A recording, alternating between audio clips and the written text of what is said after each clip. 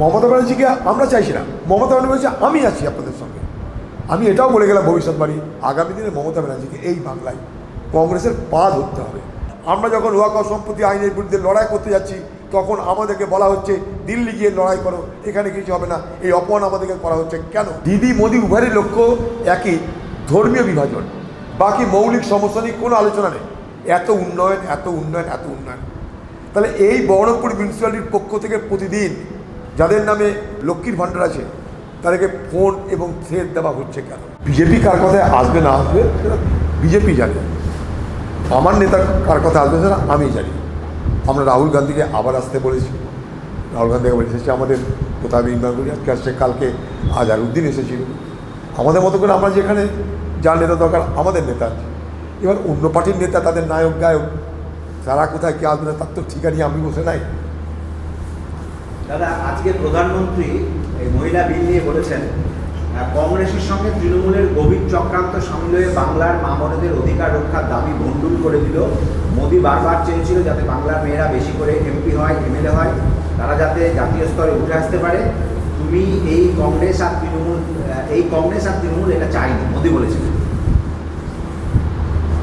দেখুন, ভারতবর্ষের পার্লামেন্টের প্রথম 33% যে রিজার্ভেশন মহিলাদের জন্য আসন সংরক্ষণ, সেটা কংগ্রেসের নেতৃত্বে শুরু হয়েছিল এবং সোনিয়া গান্ধী সেই ব্যাপারে বিশেষ উদ্যোগী নিয়ে ইউপিএ 2 সরকারের আমলে এটা আমরা পার্লামেন্টে এনেছিলাম, রাজ্যসভায় এনেছিলাম। সেই সময় এই বিজেপি এই বিলের বিরোধিতা করেছিল। আজকে যখন নির্বাচনের প্রাক মুহূর্তে তাদের মনে হয়েছে যে মহিলার বিল নিয়ে এসে তারা নির্বাচনের ময়দানে কিছুটা যদি মহিলা ভোট তারা আকর্ষণ করতে পারে। আমরা মহিলা বিলের তো বিরুদ্ধে নয়, আমরা চাই 33% আসন মহিলাদের জন্য সংরক্ষিত হোক, এটা তো চাইছি আমরা। কে বলেছে আমরা চাইছি না? এগুলো তো কংগ্রেসের স্লোগান। মহিলাদের জন্য 33% আসন, এটা তো কংগ্রেসের স্লোগান। ইউপিএ 2 এর আমলে কংগ্রেস পার্লামেন্টে এই বিল এনেছিল। দ্বিতীয়বার সরকারে আমরা এলাম না, তাই বিলটা ল্যাপস হয়ে গেল। এটা তো অনেক পুরনো কথা এগুলো। আমরা যেটা বলবার চেষ্টা করছি সেটা হলো যে তোমরা আগে জনগণনা করাও, জনগণনা করে তারপর তোমরা ডিলিমিটেশনের প্রক্রিয়া করো। কারণ আমি জনগণনা ছাড়া আসন সংখ্যাও বাড়াতে পারি না, মহিলাদের জন্য সংখ্যাও বাড়াতে পারি না। আর মহিলাদের জন্য আজকের এই অবস্থাতেই 33% আসন সংরক্ষিত করা যায়। কারণ এই রাজীব গান্ধী প্রথম ভারতবর্ষের পঞ্চায়েত ব্যবস্থায় 33% আসন মহিলাদের জন্য সংরক্ষিত করেছিল। লক্ষ্য ছিল যেটা পঞ্চায়েতে হবে সেটা আগামী দিনে বিধানসভা এবং লোকসভায় হোক। সেই লক্ষ্যে কংগ্রেস সবথেকে প্রথম 33% আসন পঞ্চায়েতে সংরক্ষিত করে, পরে সেটাকে বাড়িয়ে 50% করা হয়। এটা তো কংগ্রেসের পরিকল্পনা গেল। মাঝখান থেকে মোদি বা কী বলবে, দিদি বা কী বলবে, তারা নিজেদের ঢোল নিজে পিছাতে লাগলে তো কিছু করার নেই। ইতিহাস সাক্ষী আছে, এগুলো তো কংগ্রেসের ভাবনা। কংগ্রেস তার ব্যবস্থা করেছিল পঞ্চায়েতে মহিলাদের জন্য আসন সংরক্ষণ, মিউনিসিপ্যালিটি ভোটে মহিলাদের জন্য আসন সংরক্ষণ, এ তো কংগ্রেসের পরিকল্পনা। নির্বাচনের মুখে হঠাৎ আইপ্যাক 20 দিনের জন্য কাজ বন্ধ করে দিল। হ্যাঁ, নির্বাচনের মুখে হঠাৎ আইপ্যাক পশ্চিমবঙ্গে 20 দিনের জন্য কাজ বন্ধ করে দিল। ওয়ার্ক ফ্রম হোম করে দিয়েছে। আইপ্যাকের যাদের আছে তাদেরকে ফিল্ডে যেতে মানা করেছে। তৃণমূলের পক্ষ থেকে ওয়ার্ক ফ্রম হোম করে দেওয়া হয়েছে। ওই চোরটা আসা ভয় টয় পেয়েছে কোথাও। মমতা ব্যানার্জি রক্ষা করতে পারছে না হয়তো তার দলের চামচাদেরকে, তার দলেরই টিম এটা। তা মমতা ব্যানার্জি পশ্চিমবঙ্গের ক্ষমতায়, সে তার এজেন্সিকে যদি রক্ষা করতে না পারে তাহলে ভয়ঙ্কর ব্যাপার। তাহলে রাজ্যকে রক্ষা করবে কী করে? দাদা, আমরা আদিবাসী রাষ্ট্রপতি করেছি, সেই সময় কংগ্রেস আর তৃণমূল যৌথভাবে মহিলা আদিবাসী রাষ্ট্রপতির বিরোধিতা করেছে। এরা আদিবাসী বিরোধী। আজ প্রধানমন্ত্রী বলেছেন বাঁকুড়া এবং ঝাড়গ্রামের সঙ্গে। এই আজে বাজে কথা বলে তো কোনো লাভ নাই। ভারতবর্ষে প্রথম মহিলা রাষ্ট্রপতি করেছিল কংগ্রেস। জল জঙ্গল জমিনের যে আইন, অধিকারের আইন, ফরেস্ট অ্যাক্ট নিয়ে এসেছিল কংগ্রেস। এগুলো মোদিজি সব জেনে মিথ্যা কথা বলছে। জল জঙ্গল জমিনের অধিকার আমরা আনলাম, আর আজ মোদির আমলে সারা ভারতবর্ষে আদিবাসীদের উপরে ভয়ঙ্কর নির্মম এক নৈরাজ্যের বাতাবরণ সৃষ্টি করে তাদের জল জঙ্গল জমিনের অধিকার কেড়ে নিচ্ছে। আপনি চলে যান ছত্তিশগড় বিজেপির রাজত্বে, আপনি অন্যান্য মধ্যপ্রদেশ চলে যান, সেখানে দেখুন যে আদিবাসী সমাজের উপরে কী ধরনের নিপীড়ন নেমে আসছে। তাদের জল জঙ্গল জমির অধিকার কেড়ে নিচ্ছে। একজন আদিবাসী মহিলাকে আপনি নিশ্চয়ই রাষ্ট্রপতি করেছেন, আমরা তার জন্য কোনো আপত্তি করিনি, কিন্তু সেই রাষ্ট্রপতিকে আপনারা কিন্তু রাষ্ট্রপতির সম্মান দেন না। সেই রাষ্ট্রপতিকে আপনার সামনে দাঁড়িয়ে থাকতে হয়। সেই রাষ্ট্রপতিকে পার্লামেন্ট ভবন উদ্বোধনে পার্লামেন্ট ভবনের মূল ভিত্তি যেদিনকে স্থাপিত হয়, তার যে শিরা মানে ফাউন্ডেশন যেটা হয়েছিল, ফাউন্ডেশন সেরিমনি, তাতেও কিন্তু আপনি রাষ্ট্রপতিকে সেখানটায় আসতে দেখবেন। তো একটা রাষ্ট্রপতিকে, একটা ব্যক্তি আদিবাসীকে রাষ্ট্রপতি করা মানে এটা নয় যে গোটা আদিবাসী সমাজকে সম্মানিত করা।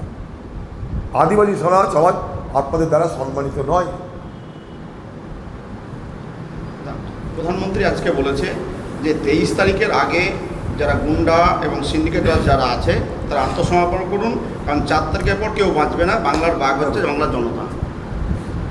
প্রধানমন্ত্রী এখন ভোটের মুখে অনেক বড় বড় বাতালা মারবে, ভোট শেষ হিসেবে গল্প সেমে যাবে, এরকম অনেক বাতালা আমরা আগে শুনেছি প্রধানমন্ত্রীর মুখে। মুখ্যমন্ত্রী বলেছিলেন কালকে যে পার্লামেন্টের ঘটনা আমরা এক হয়েছি তাই বিজেপি পরাজিত হয়েছে। দেখুন, এই প্রস্তাব কংগ্রেসের পক্ষ থেকে প্রথম দিন থেকে বিরোধিতা করা হয়। এখন মমতার মনে হয়েছে সেই প্রস্তাবকে সমর্থন করা হয়েছে, তাই করেছে। মমতা কেন, আরও অনেকে করেছে। রাহুল গান্ধী সবাইকে ধন্যবাদও জানিয়েছে, ভাই এটা জাতীয় ক্ষেত্রে একটা ভুল আইন তৈরি করা হয়েছিল, যারা যারা মনে করছে এটা ভুল তারা বলুক এটা ভুল। রাহুল গান্ধী সেটা বলেছে। এতে বক্তৃতা শুনেছেন আপনারা, দেখেছেন তো কে কী বলছে না বলছে পার্লামেন্টে। কিন্তু কংগ্রেসের পক্ষ থেকে সব থেকে আগে উদ্যোগ নিয়ে এটার বিরোধিতা করা হয়েছিল, আপনারা জানেন এগুলো। এখন মমতা ব্যানার্জি ভোটের বাজারে কংগ্রেসের সঙ্গে আমি আছি এটা বলে ভোটের ময়দানে একটু নিজে সুবিধা করতে চাইছেন। মমতা ব্যানার্জিকে আমরা চাইছি না, মমতা ব্যানার্জি বলছে আমি আছি আপনাদের সঙ্গে। আমি এটাও বলে গেলাম ভবিষ্যৎবাণী, আগামী দিনে মমতা ব্যানার্জিকে এই বাংলায় কংগ্রেসের পা ধরতে হবে, তাকে নিজেকে রক্ষা করতে কংগ্রেসের পা ধরতে হবে। আজকে তো রাহুল গান্ধীকে পার্লামেন্ট বলছে আমরা আছি তোমার সঙ্গে, তুমি আমি আমরাই আছি তোমার সঙ্গে। রাহুল গান্ধী তুমি ভুল বুঝে না, আমরা আছি তোমার সঙ্গে। এবার কংগ্রেসকে পা ধরতে হবে মমতা ব্যানার্জিকে বাঁচার জন্য, ভবিষ্যৎবাণী করে গেলাম আমি। দাদা, গতকাল মুর্শিদাবাদে এসে অভিষেক ব্যানার্জি আর আজকে ফিরাদ হাকিম তারা বলছেন যে বহরমপুরে সিপিএম কাকে ভোট দেবে এবং একইভাবে শামসেরগঞ্জে সিপিএম প্রার্থী দেয়নি, তাহলে কাদের ভোট দেবে, এবং আপনার পুরনো ইতিহাস টেনে তারা এই উদাহরণ নিয়ে আসছে। খুব ভালো করছে মমতা ব্যানার্জি। মুর্শিদাবাদের জন্য কি করলো গত 15 বছর সেটা কমসে কম বলুক, তারা খুশি হব। একটা শিল্প করেছে মুর্শিদাবাদে, একটা বিশ্ববিদ্যালয় করেছে মুর্শিদাবাদে, মুর্শিদাবাদের সংখ্যালঘু মানুষদের জন্য একটাও মাদ্রাসা রেজিস্ট্রেশন করেছে। সংখ্যালঘু মানুষদের স্বার্থে এই মুর্শিদাবাদ জেলায় আপনারা বারবার এসে সংখ্যালঘু মানুষের ভোট ব্যাংকে হাত দিয়েছেন, তাদেরকে দুজেল গাই বলে অসম্মানিত করেছেন। এই মুর্শিদাবাদ জেলায় ওয়াকফ সম্পত্তি কীভাবে লুটপাট হচ্ছে তার খবর দিয়েছেন। আপনারা কী করেছেন সেটা বলুন।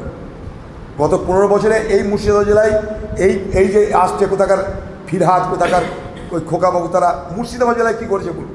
এই মুর্শিদাবাদ জেলা আজকে পরিযায়ী শ্রমিকের ঠিকানা হয়ে গেল কেন? মুর্শিদাবাদের পরিযায়ী শ্রমিকদের বাইরে মার খাচ্ছে, তাদেরকে রক্ষা করার দায়িত্ব নিল না কেন? আমরা যে বলেছিলাম পরিযায়ী শ্রমিকদের জন্য পরিচয়পত্র দেওয়া হোক, সেই পরিচয়পত্র দেওয়া হলো না কেন? আমরা যখন বলেছি ওয়াকফ সম্পত্তির বিরুদ্ধে তুমি লড়াই করো, তখন তার প্রতিবাদ করেনি কেন? আমরা যখন ওয়াকফ সম্পত্তি আইনের বিরুদ্ধে লড়াই করতে যাচ্ছি তখন আমাদেরকে বলা হচ্ছে দিল্লি গিয়ে লড়াই করো, দিল্লি গিয়ে আন্দোলন করো, এখানে কিছু হবে না, এই অপমান আমাদেরকে করা হচ্ছে কেন? বাংলার মুখ্যমন্ত্রী এই মুর্শিদাবাদ জেলায় তৃণমূল পার্টির সুপ্রা সাফ হয়ে যাবে। ওই কোথাকার কর্পোরেশনওয়ালাকে নিয়ে এসে, খোকাবাবুকে নিয়ে এসে বাঁচাতে পারবে না। মমতা ব্যানার্জি ঢুকে পড়ে পদযাত্রা করছে বহরমপুর শহরের উপর দিয়ে। কোথাও দেখেছেন পশ্চিমবঙ্গে যে মুখ্যমন্ত্রী পদযাত্রা করছে? দাদা, সবই একজন করলে কি ভারত আছে? বলো কিন্তু কী বলছেন? উন্নয়নের জায়গায় ভোটের প্রচারে দেখা যাচ্ছে উন্নয়নের কথা নেই, না। কিন্তু ঘুরে ফিরে সেই মেরুকরণের ধর্মীয় ওইটাই তো বিজেপি এবং দিদি মোদি উভয়ের লক্ষ্য একই, ধর্মীয় বিভাজন। বাকি মৌলিক সমস্যা নিয়ে কোনো আলোচনা নেই। শিক্ষা, স্বাস্থ্য, রুটি রুজি, শিল্প, কোনো আলোচনা নেই।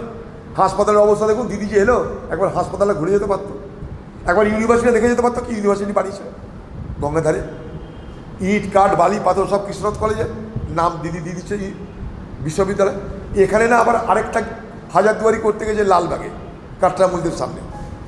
কানা ছেলের নাম পদ্মলোচন করে আরেকটা ইউনিভার্সিটি করতে গেছে। কলেজ থেকে কলেজের উন্নতি নেই, সেখানে একটা জায়গায় দুটো ইউনিভার্সিটির নামকরণ হয়ে গেল মুর্শিদাবাদ জেলায়, কারণ ভোট চলে এসছে। এতই যদি দিদি উন্নয়ন করে থাকেন, আমার একটাই প্রশ্ন, এত উন্নয়ন এত উন্নয়ন এত উন্নয়ন, তাহলে এই বহরমপুর মিউনিসিপ্যালিটির পক্ষ থেকে প্রতিদিন, এই পঞ্চায়েতের পক্ষ থেকে প্রতিদিন যাদের নামে 100 দিনে এই লক্ষ্মীর ভাণ্ডার আছে, তাদেরকে ফোন এবং থ্রেট দেওয়া হচ্ছে কেন? সারা শহর জুড়ে সন্ত্রাসের বাতাবরণ তৈরি করার চেষ্টা হচ্ছে কেন? ভোট না দিলে লক্ষ্মীর ভাণ্ডার কেড়ে না হবে এ কথা বলতে হচ্ছে কেন? বাংলার খোকাবাবুকে, ফিরহাদ হাকিমকে আমি জিজ্ঞেস করব, আমার প্রশ্নটা পার্টিনেন্ট, যে ভোট না দিলে লক্ষ্মীর ভাণ্ডার কি কেড়ে নেওয়া হবে? আপনার পার্টির পক্ষ থেকে এটা প্রচার করছে, আপনি কি বলতে পারবেন আপনি এই প্রচারে সহমত নন? আমি একটাই পার্টিনেন্ট কোশ্চেন, খোকাবাবু এবং ফিরহাদ হাকিম, মমতা নিয়ে দুটো বড় বড় চামচা, তাদেরকে জিজ্ঞেস করতে যে পার্টিনেন্ট কোশ্চেন, যে আপনাকে ভোট না দিলে, তৃণমূলকে ভোট না দিলে লক্ষ্মীর ভাণ্ডার, যুবশ্রী, কন্যাশ্রী সব প্রকল্প কি কেটে দেওয়া হবে বাংলায়? যেটা আপনার পার্টির পক্ষ থেকে প্রচার চলছে, তার সত্যতা কি? যদি সত্য না হয় তাহলে বলুন। এই ধরনের প্রচারে তৃণমূল বিশ্বাস করে না, এগুলো মিথ্যা প্রচার করছে। যারা প্রচার করছে তারা তৃণমূলের নয়। আপনি খোলা মঞ্চে বিবৃতি দিয়ে জানান যে নির্বাচনে সততা বলে কিছু থাকে আপনাদের।